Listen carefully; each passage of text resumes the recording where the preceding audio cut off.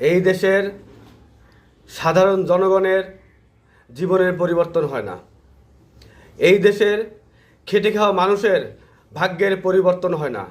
এই দেশে গরিব আরও গরিব হয়। এই দেশে যে রাজনীতি করে সে টাকার পাহাড় বানায়, যারা দুর্নীতি করে তারা টাকার পাহাড় বানায়। যারা দুর্নীতি করে, অর্থ পাচার করে, অপরাধ করে, আইন হাতে তুলে নেয়, তারা এই দেশে ভালো থাকে। এদেশে আমাদের দেশের সাধারণ জনগণের সন্তানের কোনো ভবিষ্যৎ নেই, তাদের জীবনের কোনো মূল্য নেই। আমাদের দেশের ভবিষ্যৎ প্রজন্মর যারা আছে তাদের ভবিষ্যৎ আজ অন্ধকার দেখি আমি দেখতে পাই তাদের ভবিষ্যতে কোনো নিশ্চয়তা নেই। তারা ভবঘুরের মতো ঘুরবে। প্রিয় দেশবাসী, তরুণ প্রজন্ম, ছাত্রছাত্রী, শিক্ষার্থী ভাইরা, প্রবাসী, ডাক্তার, আইনজীবী, শ্রমিক ভাই ও বোনের, আসসালামু আলাইকুম।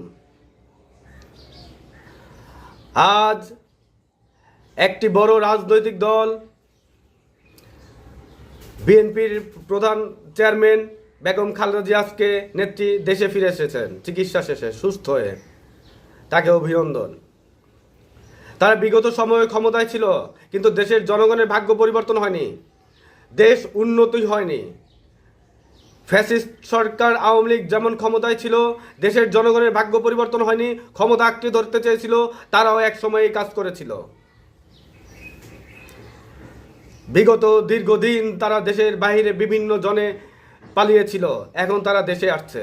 কেউ টাকার তারা পাহাড় বানিয়েছে ক্ষমতায় থাকাকালে। আমি দেশের মানুষকে প্রশ্ন করতে চাই, জনগণের কাছে আমার জিজ্ঞাসা, আর কত ভুল করবেন?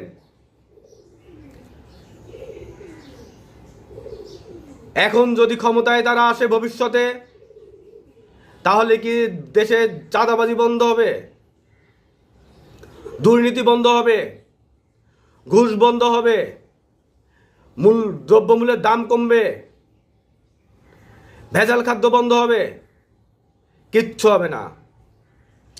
প্রধান উপদেষ্টা যেরকম কথার বুলি দিয়ে মানুষকে কথার বুলি শোনাচ্ছে, ঠিক একই রকম হবে।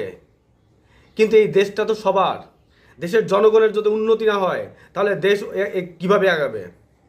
আমি দেশ এবং জনগণের জন্য কাজ করব, দেশে আইনের শাসন প্রতিষ্ঠা করব, দেশের জনগণের সত্যিকার অর্থে ভাগ্য পরিবর্তন করব ইনশাআল্লাহ। আসসালাম।